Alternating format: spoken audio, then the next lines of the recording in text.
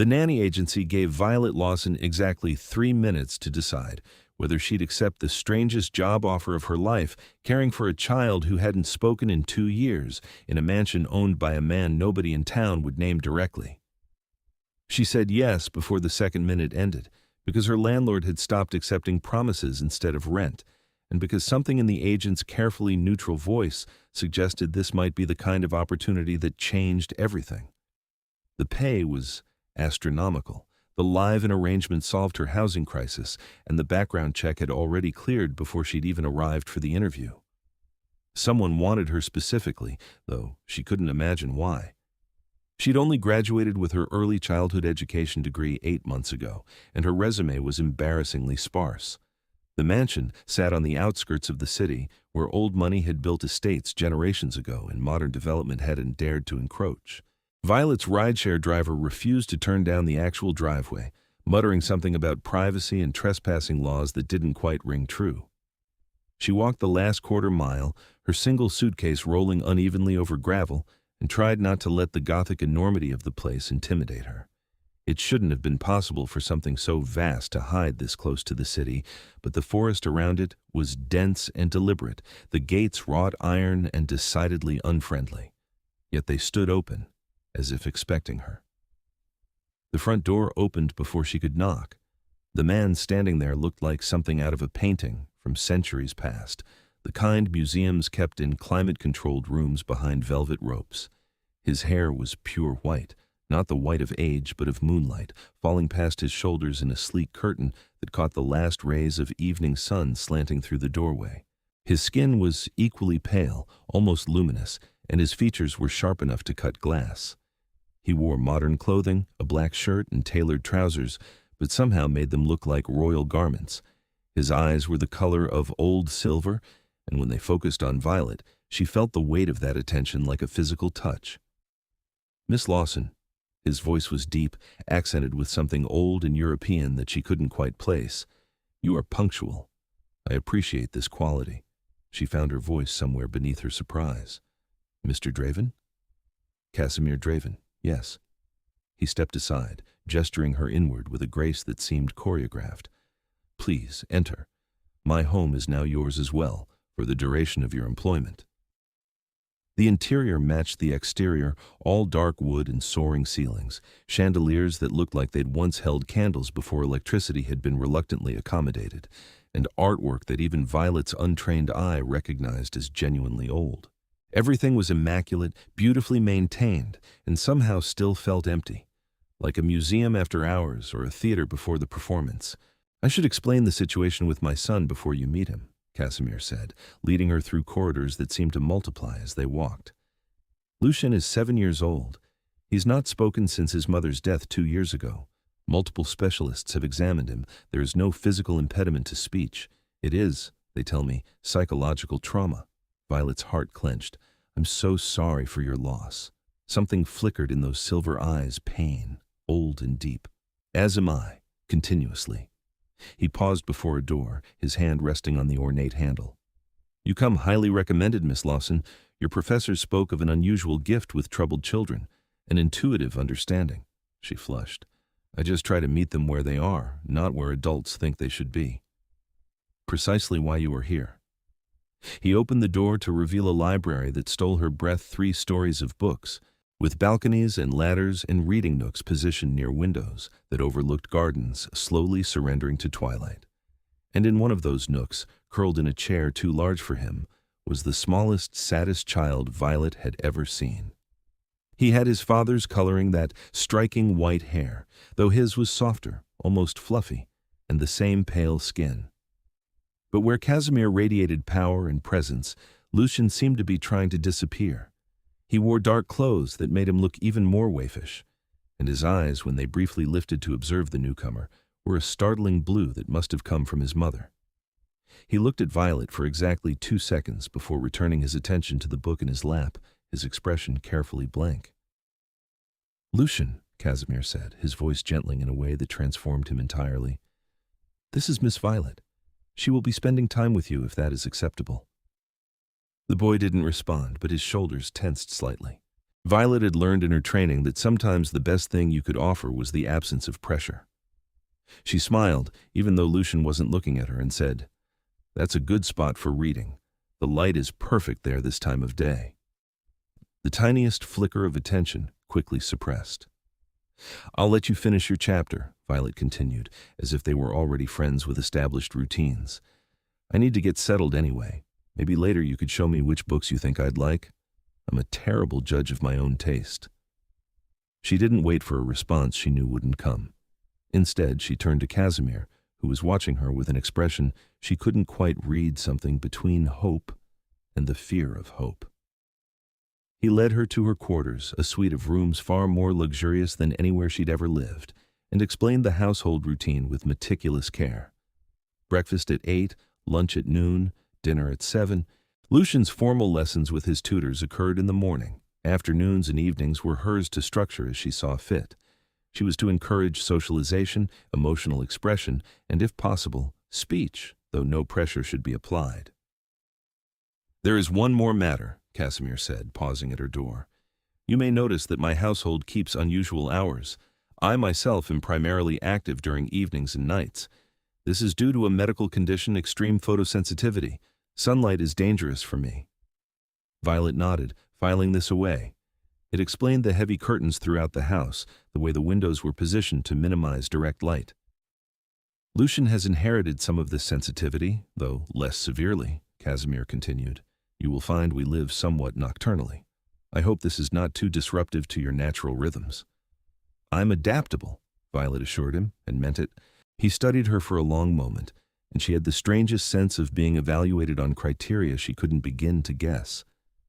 Finally, he inclined his head. "I believe you will do well here, Miss Lawson. My son needs someone who sees him as a child, not a problem to be solved. You appear to be such a person." After he left, Violet stood in her new rooms and wondered what exactly she'd stepped into. The whole place thrummed with a strange energy, like a question hovering just beyond hearing. But she'd accepted the job, and that little boy with the heartbreak in his eyes needed someone who would stay. She unpacked her single suitcase, hung up her modest wardrobe in a closet designed for someone with far more clothes, and went to find Lucian again. He was still in the library, though he'd moved to a different chair, this one positioned where he could watch the door without seeming to. A test, Violet thought, to see if she'd come back. She had brought nothing with her but herself and a willingness to be patient. She selected a book from a lower shelf, a collection of fairy tales with gorgeous illustrations, and settled into a chair within Lucian's line of sight, but not threateningly close. She began to read to herself, occasionally pausing to examine an illustration more closely, letting out small sounds of appreciation or surprise at particularly clever turns in the stories. She felt his attention like sunlight, intermittent and cautious. After 20 minutes, she closed the book and stretched. "I'm going to explore the gardens before it gets fully dark. If you wanted to come, I'd enjoy the company. If you'd rather stay here, that's good too. I'll probably get lost either way." She stood and walked toward the door, not looking back, giving him privacy to make his choice. The soft whisper of small feet on carpet behind her made her heart soar, but she kept her expression neutral, simply holding the door open and saying, "Oh good, a guide. I'm terrible with directions." The gardens were extensive and beautiful in the way of places that were tended with expertise and unlimited resources. Even in the growing darkness, Violet could see the careful design, the mixture of flowers and practical plants, the stone pathways that curved around fountains and beneath archways heavy with climbing roses. Lucian walked slightly behind her, maintaining careful distance, but he was there, and that mattered. "Is that lavender?" Violet asked, pausing by a silvery purple patch of plants. "My grandmother used to make sachets with it. The whole house smelled amazing." Lucian stepped closer, reaching out to brush the plant with gentle fingers, then brought them to his nose to smell. The tiniest smile ghosted across his features before disappearing. They wandered until the last light faded, and the garden lights began to glow, soft and warm. Violet pointed out constellations she half remembered from a childhood astronomy phase, making up stories about the ones she couldn't recall. Lucian's eyes tracked her pointing finger, and once she thought she heard the breath of a laugh when she described Orion as a hunter who kept tripping over his own dog. When they returned inside, Casimir was waiting in the main hall, and the way his entire body relaxed when he saw them together, saw his son willingly in someone's company, told Violet exactly how long it had been since Lucian had engaged with anyone. "We explored," Violet reported. "Your gardens are incredible. Lucian showed me the fountain with the lions." "Did he?" Casimir's eyes were on his son, soft with an emotion that made Violet's throat tight. "I am glad. Lucian, it is time to prepare for dinner." The boy nodded and disappeared up the stairs with that same ethereal quietness that seemed to characterize everyone in this house. "He went with you willingly," Casimir said, and there was wonder in his voice. "He has not voluntarily accompanied anyone anywhere in months. The previous caretakers could not coax him from his rooms." "I didn't coax," Violet said. "I just invited and then gave him space to choose." "You have a gift, Miss Lawson." He moved closer, and Violet was struck again by how he moved liquid and precise, like a dancer or a predator. "I am grateful you have brought it into our home." Dinner was a strange, formal affair in a dining room far too large for 3 people. The food was excellent, prepared by a cook Violet still hadn't met, and served by silent staff who appeared and disappeared like ghosts. Lucian ate neatly, his manners impeccable, his eyes mostly on his plate. But twice, Violet caught him watching her, and both times she simply smiled and continued whatever she'd been doing. Casimir asked her about her education, her background, her thoughts on child development, and listened to her answers with an intensity that was flattering and slightly unnerving.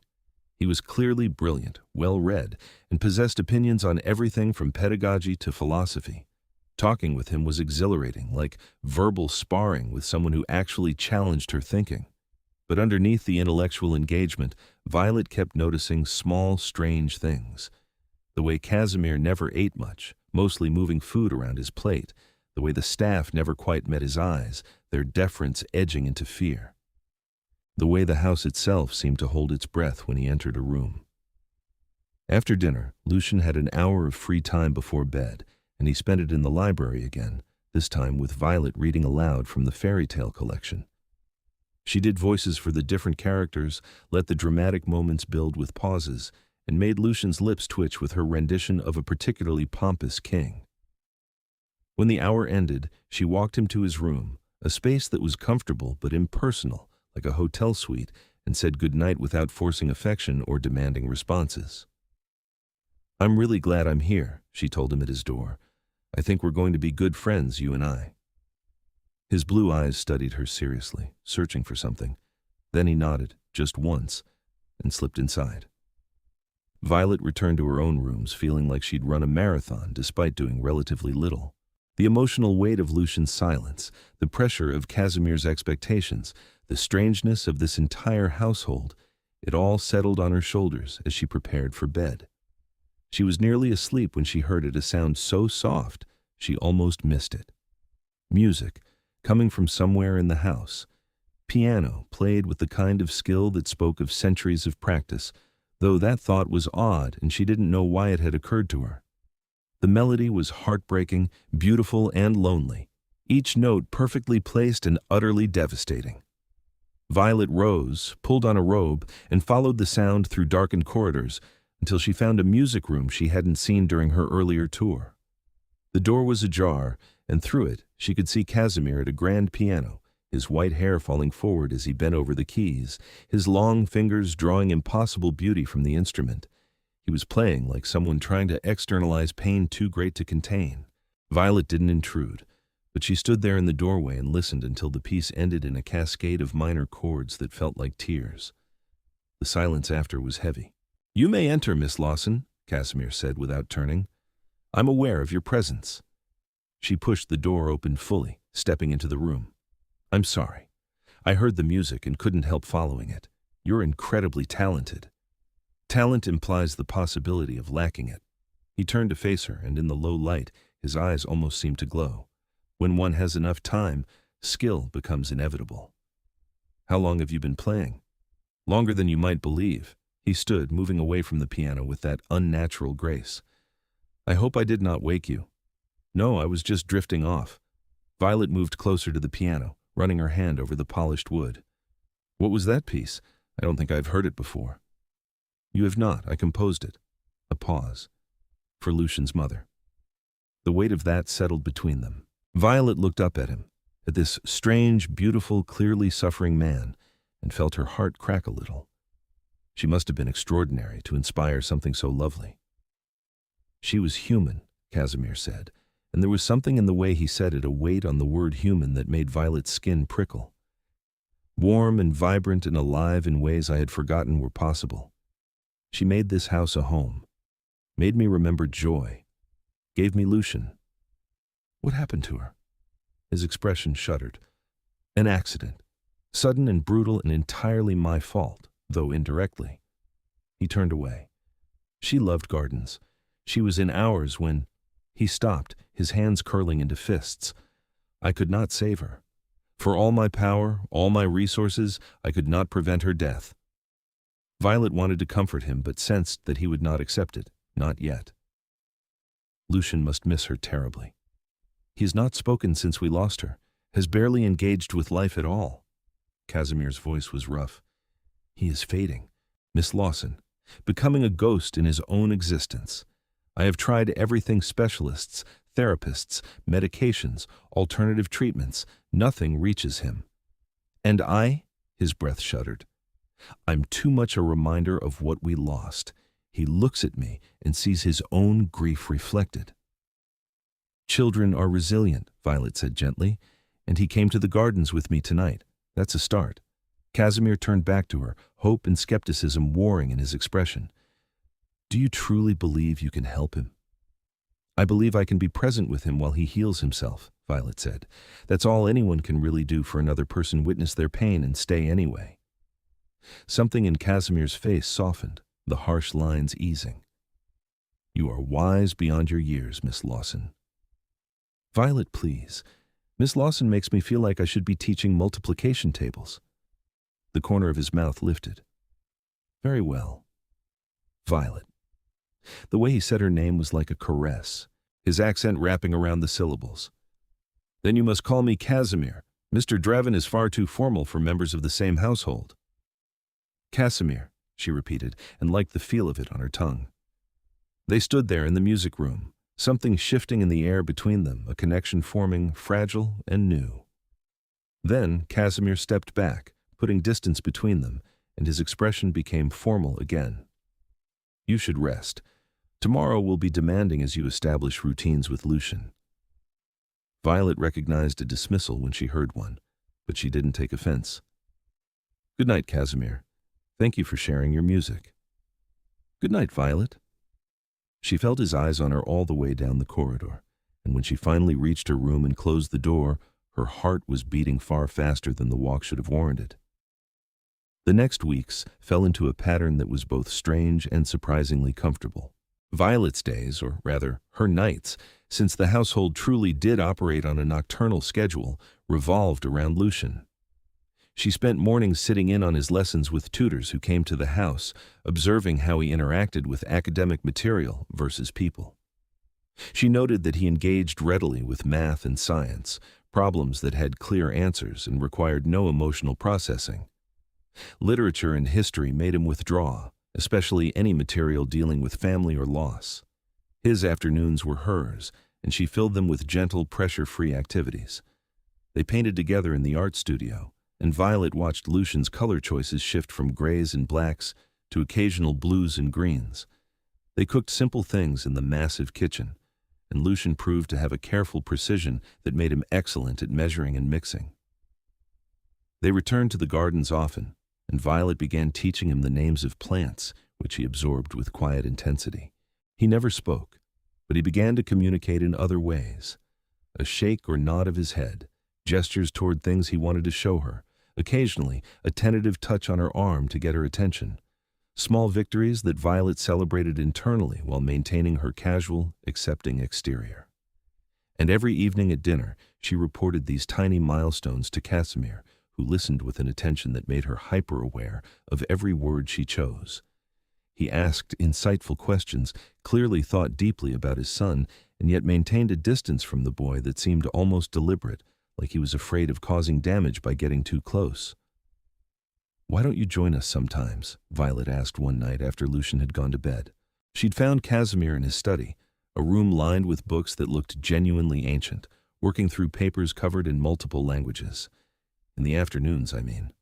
We're usually doing things you'd enjoy. Today we made bread." Lucian was very focused on getting the kneading just right. Casimir looked up from his work, and the longing on his face was almost painful to witness. "I fear my presence would undo your progress. Lucian and we circle each other like wary strangers.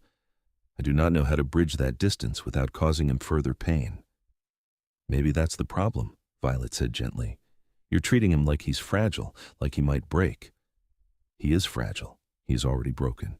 I have watched it happen, piece by piece, and been powerless to prevent it." Violet moved closer to his desk, into the circle of lamplight. "He's hurt, yes. Grieving, absolutely. But he's still a child, Casimir. He needs his father, not someone walking on eggshells around him. And if I make things worse? Then we deal with it together." She held his gaze. "You can't avoid him forever out of fear. That's another kind of loss, and he's had enough of those." Casimir was quiet for a long moment, his silver eyes searching hers. "You're braver than I, Violet Lawson. You walk into pain without hesitation. That's not bravery, that's just caring." She smiled. "Tomorrow we're planning to explore the East Wing. Lucian found an old floor plan in the library, and he's curious about the rooms. Come with us." He hesitated, centuries of distance and self-protection warring with desperate hope. "Very well. If you believe it will not distress him. I think it might be exactly what he needs." The next afternoon, Violet told Lucian they'd have company on their expedition, watching carefully for his reaction. He went very still, his blue eyes widening slightly, but he didn't retreat. When Casimir appeared, dressed more casually than Violet had yet seen him in simple dark clothes, Lucian stared at his father with an expression too complex to parse. "I heard there was an exploration planned," Casimir said, his voice carefully light. "I thought perhaps I could provide historical context. I'm rather familiar with the house's construction." Lucian looked at Violet, something like anxiety in his face. "The more the merrier," she said cheerfully. "Besides, I bet your father knows all the good secret passages, don't you, Casimir?" "There may be one or two," he admitted, and the tiniest smile crossed Lucian's face. They set off together, an odd trio navigating corridors draped in dust covers and rooms that hadn't been opened in years. Casimir proved to be an excellent guide, explaining architectural features and sharing stories about the house's construction that dated back further than should have been possible. Violet noticed the discrepancies, references to events from the 1800s as if he'd witnessed them, mentions of changes made when I first acquired the property that would have made him impossibly old. But she also noticed the way Lucian began gravitating toward his father, curiosity overcoming caution. When Casimir showed them a hidden door behind a bookshelf, revealing a narrow staircase to nowhere in particular, Lucian's eyes lit up with something approaching delight. "These passages were used by servants originally," Casimir explained, letting Lucian peer up into the darkness, "so they could move through the house without disturbing the family. Rather foolish class consciousness, but useful architecture." They found a ballroom, grand and ghostly beneath its coverings, and Casimir told them about parties that had filled it with life and music. His descriptions were so vivid, so detailed, that Violet could almost see the dancers, hear the orchestras. "Why don't you use it anymore?" she asked. The light went out of his expression. "It was Isabel's favorite room. She loved to dance. After I closed it, could not bear to see it empty of her." Lucian had gone very still beside them, his small hands clenched into fists. Violet made a decision. "Tell us about her, about the good parts. Lucian, would you like to hear stories about your mother?" The boy's eyes flew to hers, fear and longing mixed equally. Then, slowly, he nodded. Casimir looked stricken. "I do not wish to cause him pain." "You won't," Violet said firmly. "Memory isn't the same as pain, and he deserves to hear how much she was loved." So Casimir, haltingly at first and then with growing warmth, told them about Isabel. How he'd met her in a bookshop, arguing with a clerk about a rare manuscript. How she'd been entirely unimpressed by his wealth and status, seeing only the man beneath. How she'd challenged him, made him laugh, refused to accept anything less than honesty from him. She was fierce, Casimir said, and his smile was real and aching. Brilliant and stubborn and kind, she saw the best in everyone, even when they could not see it themselves. Especially then. Lucian was watching his father with fixed attention, drinking in every word.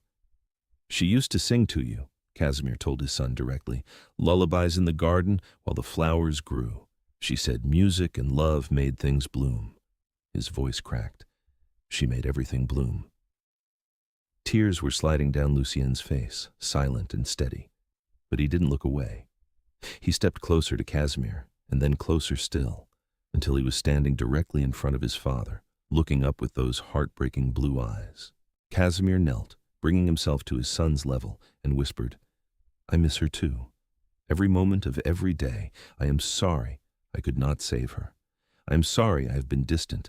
I did not know how to be your father without her here to show me how."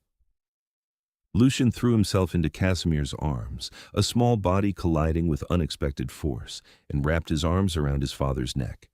His shoulders shook with sobs, all the grief he'd been holding back for 2 years finally finding release. Casimir held him like he was the most precious thing in existence, one hand cradling the back of Lucian's head, the other secure around his small back, and let his own tears fall into that white hair so like his own. Violet stepped back, giving them privacy, her own vision blurred. She slipped out of the ballroom and waited in the corridor, listening to the sounds of shared grief, and, beneath it, the beginning of healing. When they finally emerged, Lucian was pressed against Casimir's side, held securely by his father's arm, and both looked exhausted, but somehow lighter. Lucian's eyes met Violet's, and he smiled at her, small and tentative, but real. That night at dinner, the atmosphere was different. Casimir sat closer to Lucian, and the boy allowed it, even leaned into his father's space occasionally. They were navigating new territory, uncertain but trying, and Violet felt a fierce pride in both of them. "Thank you," Casimir said to her after Lucian had gone to bed. They were in the library, which had become their unofficial meeting place in the evenings. "For today, for knowing what needed to happen when I was too afraid to see it." "You did the hard part," Violet said. "You let yourself be vulnerable with him, only because you made it safe to do so." He moved to stand beside her at the window, looking out over the moonlit gardens. "You have given me my son back, Violet. There is no way to adequately express my gratitude." "He was always yours, Casimir. You just both needed help remembering." They stood in comfortable silence, shoulders nearly touching, and Violet was acutely aware of his proximity, of the way he smelled, like old books and something crisp she couldn't identify, of his height, the elegant lines of his profile, the competent strength in his hands. "May I ask you something?" she ventured. "Of course. The stories you tell about the house's history. You speak as if you were there, as if you remember things from centuries ago." She turned to look at him. "How is that possible?" Casimir went very still. "You are observant." "It's part of my job." She kept her voice gentle. "I also noticed that you never eat, not really, that you never appear during daylight hours, that the staff seems almost frightened of you, that you move like nothing human should be able to move. And yet you have stayed," he said quietly. "Why?" "Because whatever you are, you love your son, and you've been nothing but kind to me." She took a breath. "But I think I deserve to know the truth, don't you?" He turned to face her fully, and there was something in his eyes, a decision being made, a line being crossed. "The truth is that I am very old, Violet, old enough that the years blur together, old enough to have seen empires rise and fall. That's not possible for a human." "No," he agreed. "It is not." Her heart was racing, but she stood her ground. "Then what are you?" He smiled, and for the first time, she saw his teeth, saw the way his canines were just slightly too long, too sharp. "I believe you have already guessed if you allow yourself to acknowledge it. I am what your folklore calls vampire, what old stories warn children about, a creature that exists by consuming the blood of the living and cannot face the sun without burning." Violet should have been terrified, should have run. Every survival instinct she possessed screamed at her to get away from this predator who had just admitted to being something that fed on humans. But she looked at this man, this being who had held his son with such devastating tenderness, who composed beautiful music, who was clearly capable of love and grief and hope, and found she wasn't afraid. "Lucian," she asked, "is half human, half vampire. Isabel was human, mortal and perfect, and I loved her more than my continued existence." Pain laced his words. Our union was forbidden by vampire law, but I did not care. She made me feel alive again, after centuries of mere existence. We had 7 years together before the Vampire Council decided to make an example of my defiance. They killed her, Violet, tore her apart in our garden while I was attending to matters in the city, too far away to hear her screams. Horror washed through her. Oh God, Casimir! They meant to kill Lucian as well, but I slaughtered those they sent before they could touch him. Then I took my son and hid us here, behind wards and protections that have held for 2 years now. But Lucian, he saw what remained of his mother. A child should never witness such things. He has not spoken since. Violet's mind was racing, trying to reconcile this impossible information with everything she'd experienced. The council, they still want him dead? They want us both dead, or at minimum, brought before them to answer for our crimes. I have powerful allies who have kept them at bay, but the truce is tenuous. He looked at her with desperate intensity. You understand now why I need Lucian to recover, to be strong. If something happens to me, he will need every bit of resilience and strength to survive. Nothing is going to happen to you, Violet said fiercely. And yes, before you ask, I'm staying. Lucian needs me, and apparently you both need someone with working daylight hours to help protect this place. Casimir stared at her. You would stay, knowing what I am? The danger that surrounds us? That little boy is 7 years old and he's already lost his mother and spent 2 years essentially losing his father to grief. I'm not abandoning him. She stepped closer. And you're not a monster, Casimir. Monsters don't love the way you do. I have killed to protect what is mine, he said, clearly trying to warn her, to scare her into sense. I have ended lives without hesitation when they threaten those I love. I will do so again if needed. Good, Violet said. I'd rather have someone willing to fight than someone who'd let harm come through misguided pacifism. We're talking about a child's life. Something blazed in his eyes, shock and admiration, and something else, something that made her breath catch. You are extraordinary, Violet Lawson. I've lived over 5 centuries and never met anyone quite like you. You've probably never met someone stubborn enough to argue with a vampire before. His laugh was startled and genuine. Oh, you would be surprised, but certainly never someone who combined such stubbornness with such compassion and courage. They were standing very close now, and Violet could feel the coolness radiating from him, not unpleasant, just different, distinctly other. His eyes were fixed on her face like he was trying to memorize every feature. I should frighten you, he said softly. Maybe, she agreed. But you don't. Should I frighten you? I'm the one who can walk around in daylight and threaten your secret. You could not be frightening if you attempted it with dedicated effort. Rude. But she was smiling. Merely observational. He reached out slowly, giving her time to retreat, and brushed a strand of hair from her face.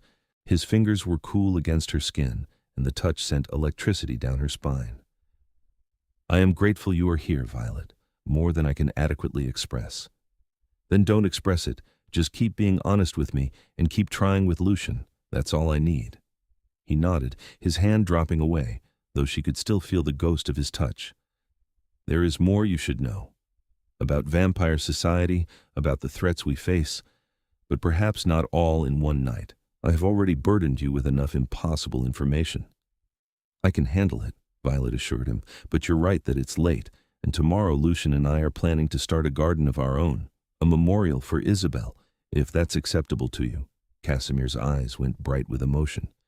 She would have loved that. He would love that. Thank you. Violet went to bed that night with her worldview fundamentally altered, but somehow she felt more grounded than she had in years. Everything made sense now, the strangeness of the household, Casimir's careful distance from normalcy, the way danger seemed to hover at the edges of this beautiful place. She was living with vampires, working for a vampire king, and falling for him in ways she was only beginning to acknowledge to herself. The thought should have terrified her. Instead, It felt like coming home. Over the following weeks, Lucian continued to blossom. The garden project consumed his attention in the best way. Violet helped him research plants Isabel had loved, and Casimir contributed memories of her favorites. They designed a space in a sunny corner of the grounds, sunny for Violet and Lucian's partial tolerance, though Casimir could only visit at dusk and dawn.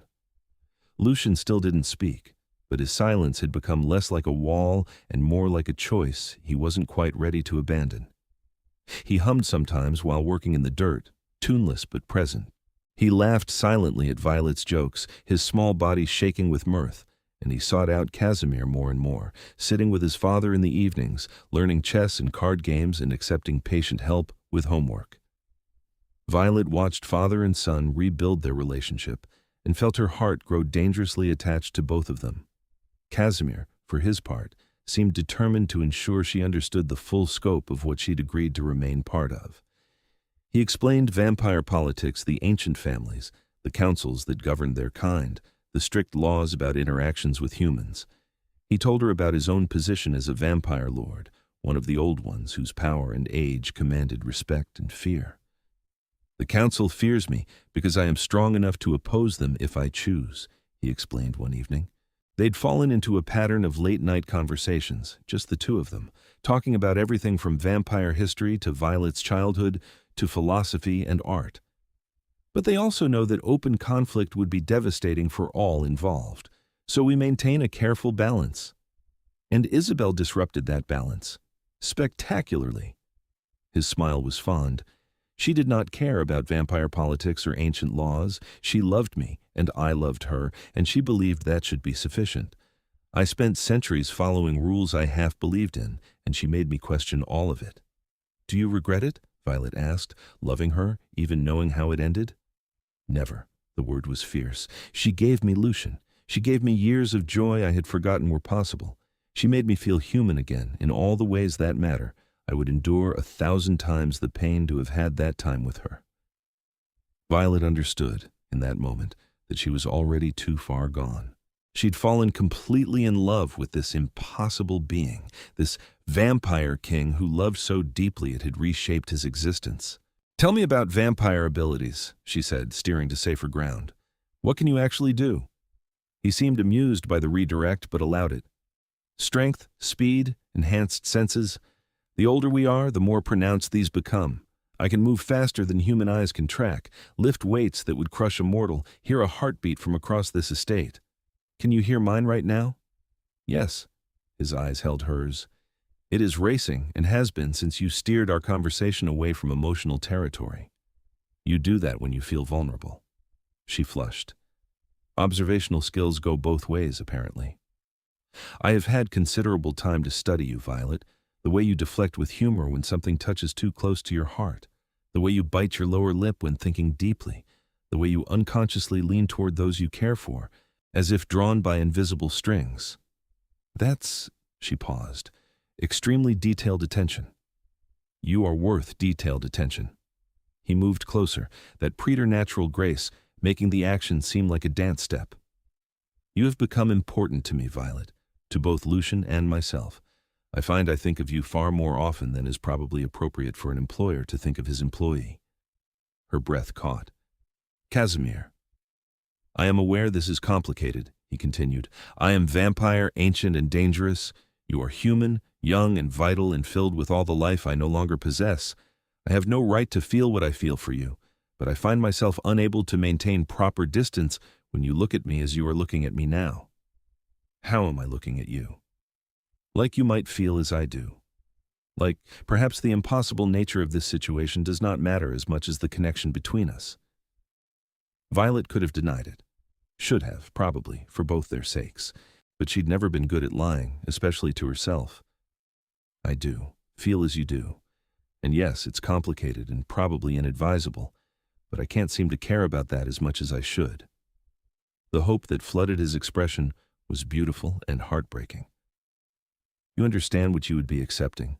A relationship with me comes with considerable danger. The council already has reason to destroy me. If they knew I had formed another attachment to a human, let them try," Violet said, with more confidence than she felt. I'm not Isabel, Casimir. I'm not going into this blind. I know what you are, what we'd be facing. I'm choosing this anyway, choosing you. He reached for her then, his cool hands cradling her face with devastating gentleness. You are certain? Completely terrified and completely certain, yes. He smiled, and it transformed his whole face, making him look younger, lighter. That seems appropriate. I am equally both. When he kissed her, it was with a tenderness that made her ache. His lips were cool but soft, the kiss gentle and questioning, giving her every opportunity to retreat. She leaned into it instead, her hands finding his shoulders, anchoring herself against him. The kiss deepened, and Violet tasted something sharp and electric, felt the barely restrained power in the way he held her. This was a being who could kill with those hands, who had killed, and he was touching her like she was made of spun glass and moonlight. When they finally broke apart, both breathing unevenly well, she was breathing. She wasn't sure he needed to. Violet felt fundamentally changed, like she'd crossed into new territory from which there was no return. I have wanted to do that for weeks, Casimir admitted, his forehead resting against hers. Every moment we have spent together, I have fought the urge to touch you, to hold you, to tell you everything you have come to mean to me. You can touch me, Violet said. Hold me, tell me. I want all of it. So he did, pulling her close and wrapping his arms around her, and they stood there in the library surrounded by centuries of knowledge, a vampire and a human building, something new and fragile and precious. From the doorway, unnoticed by either of them, Lucian watched with wide blue eyes. And for the first time in 2 years, a small sound escaped him, not quite a word, but the beginning of one. A soft, tentative, "Oh." He slipped away before they could notice, but something in his chest felt different. Lighter. Like maybe his world could hold happiness again after all. The next morning, or rather afternoon, given their reverse schedule, Violet found Lucian in the garden, working on their memorial project. He looked up when she approached, and there was something different in his expression. More open, more present. "Good morning," she said, settling beside him. "What are we planting today?" He pointed to the lavender starts they'd purchased from a nursery in town, then to a prepared bed. Perfect spot for those. She helped him carefully separate the plants, showing him how to tease apart root-bound tangles without causing damage. They worked in comfortable silence, the kind that felt full rather than empty. Then, so quietly she almost missed it, Lucian whispered, "Mama loved lavender." Violet's hands stilled. She turned to look at him, hardly daring to breathe. "Yes, she did. Your father told me that." Lucian's eyes met hers, bright with tears and courage. "I miss her." "Oh, sweetheart." Violet pulled him into a hug, feeling his small body shake. "I know you do. That's okay. That's so okay." "Papa misses her too."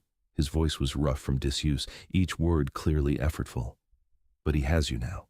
That's good." Violet's heart clenched. "Your papa loves you so much, Lucian, more than anything in this world. I'm not here to replace your mama. Nobody could do that. I know." He pulled back, swiping at his eyes. "But you make him happy. Make us both happy. Mama would like that." "You think so?" He nodded seriously. "She wanted us to be happy. She said so before—" He stopped, swallowed hard. "Before the bad people came." Violet held his small hands gently. "Do you want to talk about what happened? You don't have to, but if you do, I'm here to listen." Lucian was quiet for a long moment, warring with himself. Then, haltingly, he began to speak. "Mama was in the garden. She was singing. I was supposed to be napping, but I snuck out to be with her. Then the people came. They had white hair like Papa, like me. But their eyes were mean. They said bad things about Mama, about me. She told me to run, to hide. I hid in the roses, but I heard—" His voice broke. "I heard her scream. I heard everything, and I couldn't help her. I was too little and too scared." Tears were streaming down Violet's face now, her heart breaking for this child who had witnessed such horror. "Lucian, you were 5 years old. There was nothing you could have done. Your mama told you to hide because she wanted you safe. You did exactly what she needed you to do. But she died? Yes, and that's terrible and unfair and wrong, but it wasn't your fault. It wasn't your papa's fault either. Though I know he blames himself. It was the fault of cruel people who hurt someone kind and beautiful because of their own hatred. Lucian leaned into her, his small frame trembling. I stopped talking because everything inside hurt too much. The words got stuck behind the hurting. That makes perfect sense, Violet said gently. But you're talking now. Does it hurt less? A little. He looked up at her. You and Papa being happy together, it makes me feel like maybe good things can still happen. Like maybe it's okay to stop hurting so much. Good things can absolutely still happen, and it's always okay to heal, to feel better. Your mama wouldn't want you to hurt forever. She'd want you to remember her with love, and then keep living your life. With you here too. If you want me here, yes, I do. He hugged her fiercely. You're good for us, for Papa and me. You make things better. When Casimir found them later that evening, Violet took his hand and said, Lucien has something to tell you. Father and son looked at each other, and then Lucien said, clear and certain, I love you, Papa. Casimir dropped to his knees, pulling Lucien into his arms, and the sound he made was half sob, half laugh. You are speaking. My son, you are speaking. I have longed to hear your voice again. I'm sorry I was quiet for so long. Never apologize. You needed time, and that is your right. Casimir pulled back enough to see Lucien's face. I love you more than my existence. You know this, yes? I know, Lucien smiled. And you love Violet too. I can tell. Casimir's eyes flew to Violet's, surprise and uncertainty there. She smiled, nodding permission for whatever he needed to say. I do, Casimir admitted to his son. Very much. Is that acceptable to you? Lucian considered this with the seriousness of a child who had grown up too fast. Mama would like her. She makes you smile again. So yes, it's acceptable. Well then, Casimir said, emotion thick in his voice. That is the most important approval I could receive. They spent the evening together, the three of them, talking about Isabel freely for the first time. Lucian shared memories he'd been holding, locked inside his mother's songs, her laughter, the games they'd played. Casimir contributed his own, and Violet listened, learning about the woman who had captured a vampire king's heart and paid the ultimate price for that love. It was healing and painful and necessary, and when Lucian finally fell asleep between them on the library sofa, his face was peaceful in a way Violet had never seen before.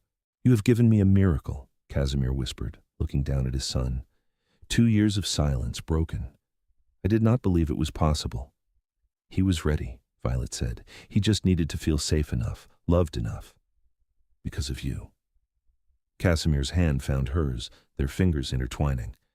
Everything good that has happened in this house since you arrived is because of you. That's not true. You did the work, Casimir. You faced your grief and showed up for him even when it was hard. Only because you showed me how. He lifted her hand to his lips, pressing a cool kiss to her knuckles. I am yours, Violet Lawson, for however long you will have me. That's probably going to be a very long time, she warned.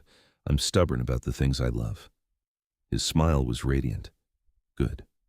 I have time to spare. 3 months into Violet's employment, the first real threat materialized. She was in the garden with Lucian on a sunny afternoon, the boy chattering happily about a book he'd read, when the air changed, grew heavy and wrong, like before a storm. Lucian felt it too, his words cutting off mid-sentence, his eyes going wide. Inside, Violet said quietly. Right now. Find your father. Lucian ran, and Violet was about to follow when a figure appeared at the garden's edge. Another vampire. She knew immediately the same white hair, pale skin, and predatory grace. But where Casimir felt like controlled power, this one felt like barely leashed violence. Well, the vampire said, his voice carrying an accent similar to Casimir's, but harsher. The rumor is true. Casimir has acquired another human pet. You would think he'd learn after the last one died screaming. Violet's blood ran cold, but she stood her ground. This is private property. You're trespassing. He laughed, cruel and amused. Bold little thing, aren't you? I'm Constantine of the Vampire Council. I go where I please, and I'm here to deliver a message to your master. Casimir isn't my master, and you can deliver your message from right where you are. I'm not inviting you any closer. You think you can stop me, human? I think my death on this property would give Casimir every justification to declare war on the council. Is that really what you want? Constantine's eyes narrowed. Clever, but ultimately futile. The council's patience has ended. Casimir will present himself in his half-breed abomination within the month, or we will come and retrieve them both, and anyone who stands in our way will be destroyed. Noted, Violet said, proud that her voice didn't shake. Now leave. Give your vampire king a message from me. Constantine's smile was vicious. Tell him that Isabel's death was just the beginning. Tell him we know about you, about his growing attachment. Tell him that history is about to repeat itself, and this time we will ensure no peace remains for him to grieve over. Then he was gone, vanished with that impossible speed, and Violet's legs gave out. She sat hard in the dirt, shaking with reaction, and tried to remember how to breathe. Casimir found her there minutes later, Lucian hovering anxiously behind him. He lifted her effortlessly, carrying her inside, and she clung to him while explaining what had happened. His fury was a palpable thing, making the air around them crackle with power. He threatened you, came into my home and threatened what is mine. He threatened all of us, Violet corrected. They want you to present yourself to the council, you and Lucian. Which I will never do. They would kill us both and call it justice. Casimir set her down gently on a sofa, then began to pace with predatory energy. This was meant to frighten you, to make you leave for your own safety. That's not happening. He spun to face her.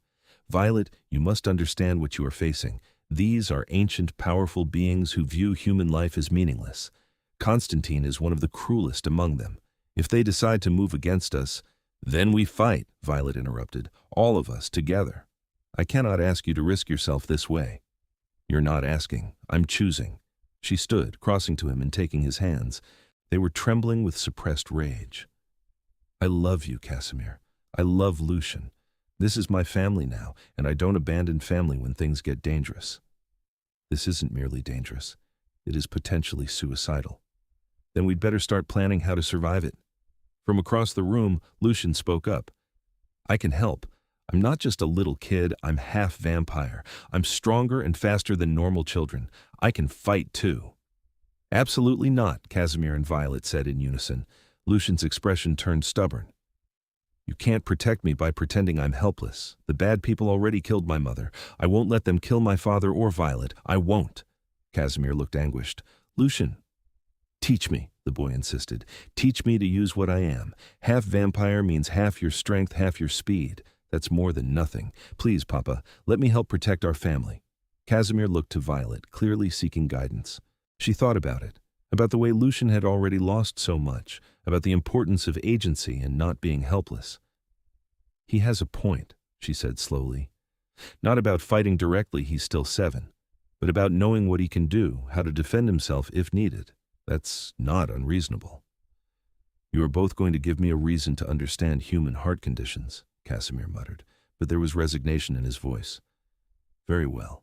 Lucian, I will teach you the basics of our abilities, but you will promise me that you will not engage unless there is absolutely no other choice. I promise, Lucian said solemnly. The next weeks were intense. Casimir called in favors from allied vampires, establishing better wards around the property and gathering intelligence on the council's movements. He taught Lucian how to access his vampire nature, the enhanced speed and strength, the sharpened senses. The boy proved to be a quick study, though his half-human nature meant his abilities were less pronounced than a full vampire's would be. Violet, meanwhile, researched vampire lore obsessively, looking for any advantage they might use. She learned about the old laws, the political structures, the ancient grudges that divided vampire society. And she learned about the one thing the council feared more than open rebellion exposure to the human world. They've survived this long by remaining hidden, she explained to Casimir one evening. If their existence became public knowledge, if humans started hunting them with modern technology and weapons, they would be vulnerable, Casimir finished. Yes, this is why the laws about secrecy are so strict. But Violet, you cannot mean to threaten them with exposure. That would endanger all vampires, not just the council. I'm not saying we'd actually do it, but the threat alone might be enough to make them reconsider attacking you openly. He studied her with something like awe. You have a tactical mind to rival generals I've known across centuries. I'm just thinking about survival, about keeping the people I love safe. He pulled her close, kissing her with a desperation that spoke to his fear for her safety. "I do not deserve you." "Probably not," she agreed against his lips, "but you're stuck with me anyway."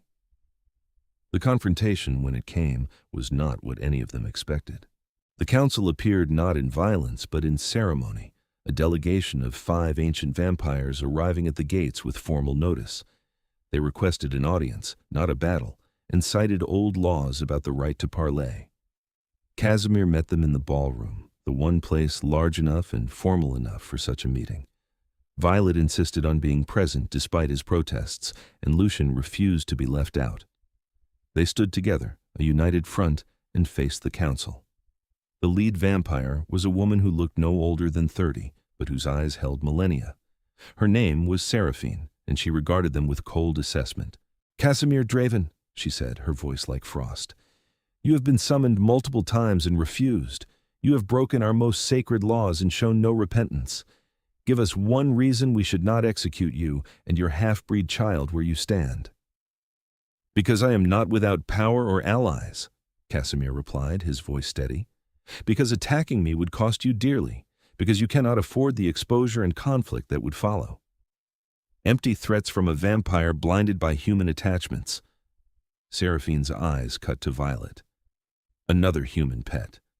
Does this one know how the last ended? "I know everything," Violet said clearly.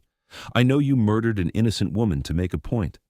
I know you're so threatened by the idea of change that you'd kill a child to maintain your power. And I know that your entire existence depends on secrecy that I could shatter with a single phone call." The temperature in the room dropped. The vampires looked at her with undisguised hostility. "You dare threaten the council?" Seraphine hissed. "I dare protect my family," Violet shot back. "You want Casimir destroyed because he loved a human, because he created a child that proves vampires and humans can build something together. You're afraid of what that means, of how it might change your precious order. But here's the thing, the world is already changing. You can evolve with it, or you can be destroyed by it when your secrecy inevitably fails." Bold words from something so fragile. Maybe. But I'm not the one living in fear of sunlight and change. Violet stepped forward. "You could kill us. You probably would win, though it would cost you more than you'd like. But what happens afterward? Casimir has allies who know to expose your existence if anything happens to him. Documents prepared, evidence compiled. Your entire society would be at risk." It was a bluff. They had no such failsafe in place, but Violet sold it with every ounce of conviction she possessed. Seraphine's eyes narrowed. "Casimir, is this true?" He was smart enough to follow Violet's lead. "I have survived centuries by being prepared for every contingency. Did you truly think I would leave us vulnerable?" The council members exchanged looks, clearly uncertain. Then Lucian spoke up, his young voice clear in the tense silence. "My mother died because you hate what she and my father created. But I exist. I'm alive. You can kill me, but it won't change what I prove, that our kinds can love each other, can make something new together. How many other vampires are there like my father, wanting connection but too afraid to seek it because of you? How long before your laws become impossible to enforce?" "A child does not lecture the council," Constantine growled, stepping forward. Casimir moved faster than human eyes could track, placing himself between Lucian and the threat. "You will not touch my son." "Enough," Seraphine raised a hand. "This has become tedious." She looked at Casimir with calculation. "You present an interesting problem, Draven. Too powerful to eliminate cleanly, too connected to make an example of without risk. And perhaps the child has a point about the changing times." Hope sparked in Violet's chest, fragile and fierce. "We will offer a compromise," Seraphine continued. "You and your half-breed will be allowed to live unmolested by the council. But you will be exiled from vampire society. No contact with other vampires, no participation in our governance, no acknowledgement of your existence among our kind. You will be effectively dead to us." "And in exchange?" Casimir asked. "You will maintain absolute secrecy about our existence. Any threat of exposure, any hint that you might endanger us, and the compromise ends. We will eliminate not just you and the child, but every human you have ever cared for." Her eyes locked on Violet. starting with this one." Casimir was silent for a long moment, weighing the offer. Exile from his kind, the loss of his political power and social connections, but safety for his son and the woman he loved. "One more condition," he said finally. "Isabel's killers, the vampires who murdered her, I want their names." "That is not. Those are my terms. Exile I will accept, but I will have justice for my son's mother." Seraphine's lips thinned. Then, surprisingly, she nodded. "Very well." Constantine was among those who carried out the sentence, as was Nikolai and Dmitri. The latter two have since been destroyed in unrelated matters. As for Constantine, she glanced at the vampire in question. "He is too useful to the council to surrender." The air crackled with Casimir's rage. "Unacceptable. Then we have no agreement." Seraphine turned to leave. "Wait," Violet said. An idea was forming, wild and possibly stupid. What if there was a way for justice to be served without the council losing a member? All eyes turned to her. "Trial by combat," she continued. "Old vampire tradition, right? Constantine murdered Casimir's wife. Let Casimir challenge him formally. The winner survives, the loser doesn't. The council gets to wash their hands of the whole affair." Constantine laughed. "I would tear him apart." "Would you, though?" Violet countered. "Casimir is older than you, more powerful, motivated by love and vengeance. My money would be on him." "This is absurd," Seraphine said, but there was consideration in her voice. "We have not held a formal combat in over a century." "Because it's a relic of barbaric times," another council member said. "Or because it provides clear resolution when politics become murky," Violet argued. "You want this problem to disappear. This gives you an elegant solution. Either Constantine wins and Casimir is dead, no longer your problem. Or Casimir wins and you lose a council member you've already acknowledged as cruel and difficult to control. Either way, you get to maintain your laws without appearing to back down." Seraphine looked at Casimir. "You would agree to this? Formal combat, to the death?" "With pleasure," Casimir said, his voice deadly calm. "Constantine murdered the mother of my child in the most brutal fashion possible. I have dreamed of nothing but his destruction for 2 years. Let it be sanctioned by the council. Let it be witnessed and final." Constantine's expression had shifted from amusement to something more calculating. He was powerful, yes, but he was also facing a vampire driven by righteous fury who had survived for half a millennium through strength and cunning. "I accept," Constantine said, pride overriding caution. "It will be satisfying to destroy you with the council's blessing." "Then it is settled." Seraphine's smile was cold. "Tomorrow night, in the neutral grounds of the old cathedral. The combat will be witnessed and final. The victor lives, the vanquished dies, and Casimir, if you win, the exile stands. You are still dead to vampire society." "Understood." The council departed, leaving Violet, Casimir, and Lucian alone in the ballroom. "That was incredibly risky," Casimir said to Violet once they were gone. "It was the only way to give you a chance at justice without starting a war." He pulled her into his arms, holding her tightly. "If something goes wrong tomorrow, if I do not survive—" "Don't." Violet pressed her fingers to his lips. "You're going to win. You're stronger, smarter, and you have everything to fight for. He's just a bully who got away with murder for too long." "Papa will win," Lucian said with absolute conviction. "He has to. We're a family now." Casimir knelt, embracing his son. "I will do everything in my power to return to you both. I swear it." The next night, they traveled to the old cathedral, an abandoned church on neutral ground that vampires had used for centuries to settle disputes. The building was Gothic and crumbling, beautiful in its decay, and filled with witnesses vampires from various factions who had come to see the spectacle. Violet held Lucian's hand as Casimir prepared, watching her vampire king strip down to just trousers, his pale skin almost glowing in the candlelight. He looked like a warrior from ancient times, beautiful and deadly, and her heart was in her throat with fear for him. "I love you," she told him as he came to say goodbye before entering the combat circle. "Come back to us." He kissed her, deep and desperate. "I love you, Violet Lawson. You have given me reason to survive this. I will not fail you." The combat was brutal and swift. Constantine was powerful, but Casimir fought like something unleashed, channeling 2 years of grief and rage into every strike. They moved too fast for human eyes to fully track, But Violet saw enough the clash of supernatural strength, the violence that proved these beings were apex predators. And she saw the moment Casimir gained the upper hand, his hand closing around Constantine's throat, his other hand driving through the vampire's chest to rip out his heart. Constantine's scream echoed through the cathedral, and then he was ash, his body disintegrating with the destruction of his heart. Casimir stood in the circle, covered in blood and breathing hard, victorious. The crowd of witnesses erupted in a mixture of reactions: shock, satisfaction, fear. Seraphine stepped forward, her expression unreadable. The combat is concluded. Constantine is destroyed. Casimir Draven is victorious. She paused. And as agreed, you are now exiled from vampire society. This is your last moment among your kind. Use it wisely.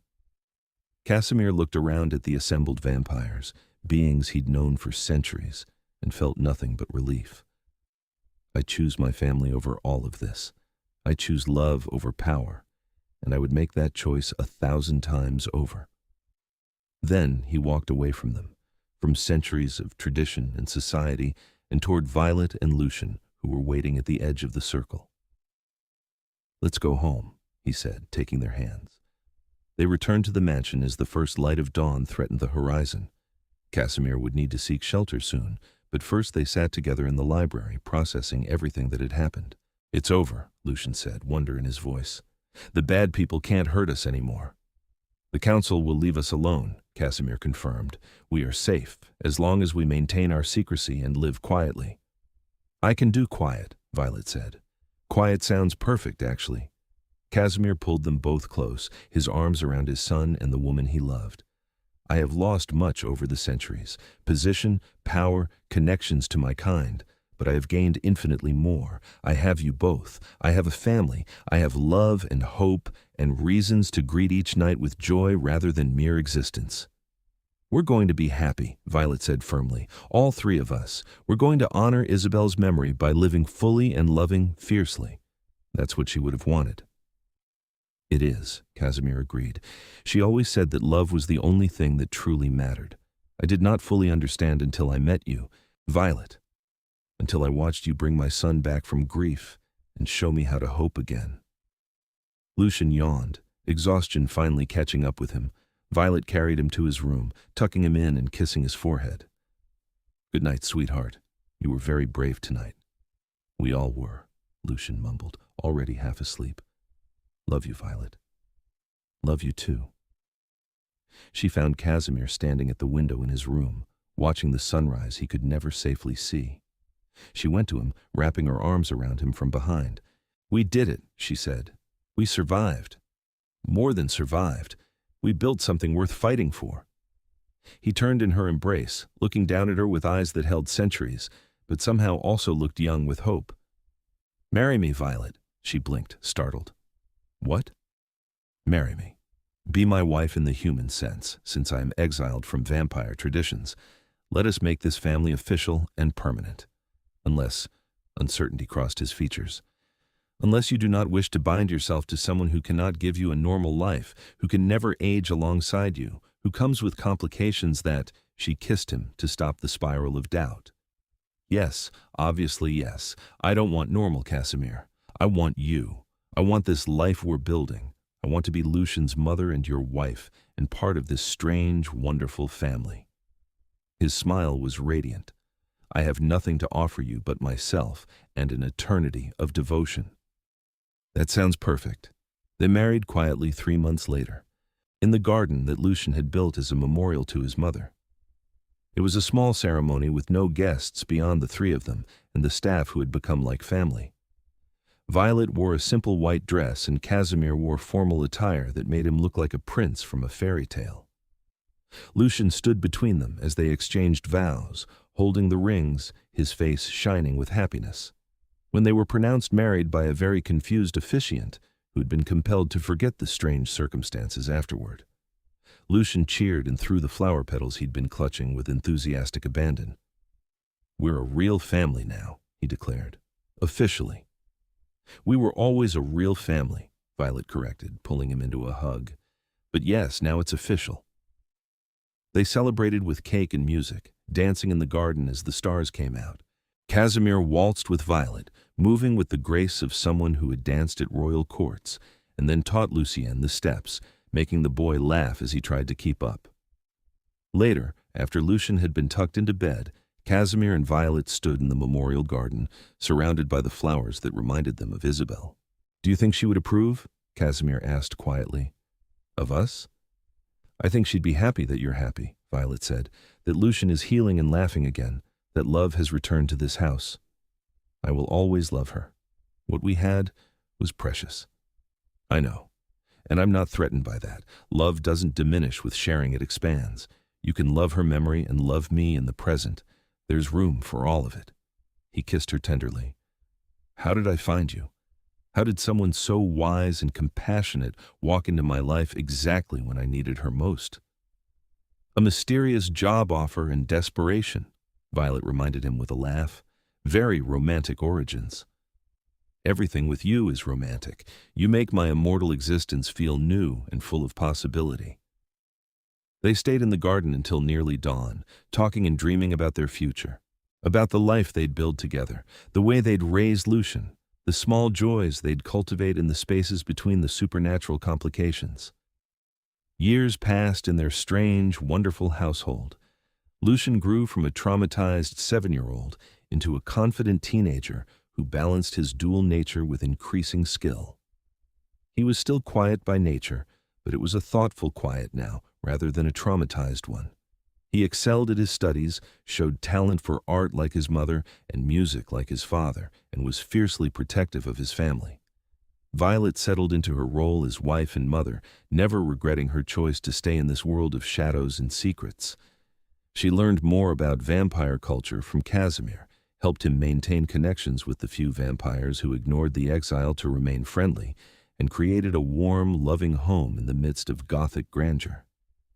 And Casimir, he bloomed in ways he hadn't known were possible. Having Violet's love, having his son back, gave him purpose beyond mere existence.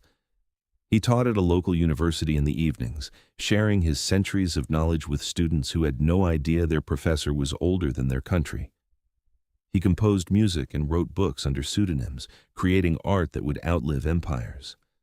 But mostly, he simply loved his wife with a devotion that deepened with each passing year, loved his son with a fierceness that would have moved mountains, loved the life they'd built together, imperfect and complicated and absolutely precious.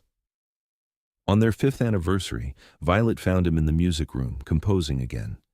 She recognized the melody of variation on the piece he'd written for Isabel, but transformed. Lighter, hopeful, still acknowledging grief, but celebrating joy alongside it. "New composition?" she asked, settling beside him on the piano bench. "A family piece," he said, "for all of us. The love I carried forward from Isabel, the love I have found with you, the love we all share for Lucien. All of it woven together. It's beautiful. It is incomplete without you in it." He began to play properly, and the music filled the room like sunlight, or like starlight, since sunlight was still his enemy. But it was bright and full and alive, speaking of sorrow transformed into strength, of endings that became new beginnings. Lucien appeared in the doorway, drawn by the music. At 17, he was tall and lean, his white hair kept shorter than his father's, his blue eyes sharp with intelligence. He looked like both his parents, a perfect blend of vampire and human. "That's for us?" he asked. "For us," Casimir confirmed. "Come, add your voice." So Lucien sang he'd inherited Isabel's vocal talent, and Violet hummed harmony, and Casimir played, and the music they made together filled the old mansion with warmth and life. This was what they'd fought for. This was what they'd survived for. Not perfection, but love. Not a life without complications, but a life worth living despite them. And as the music swelled and the three of them created beauty together, Violet thought about the scared young woman who'd arrived at this mansion 5 years ago, desperate and uncertain. She'd been hired to mind a silent, lonely boy, and in doing so had found a family, a purpose, and a love that would last forever, or at least for her forever, which was all any human could ask for. Casimir would outlive her by centuries. They both knew this, acknowledged it, planned for it. But they also chose to focus on the time they had rather than the time they wouldn't.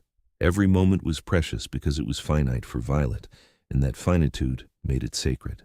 "I love you," she whispered to Casimir when the music ended. "And I love you," he replied, "today and always." "And I love both of you," Lucian added, hugging them. "Thanks for being my family, my whole family." Outside, the world continued its complicated existence. Vampires plotted and schemed in their hidden courts. Humans went about their lives, unaware of the supernatural beings living alongside them. Danger and uncertainty lurked in countless shadows. But inside the mansion, in the music room filled with love and laughter, 3 people had found something more powerful than any vampire magic or ancient law. They had found home, and that was more than enough.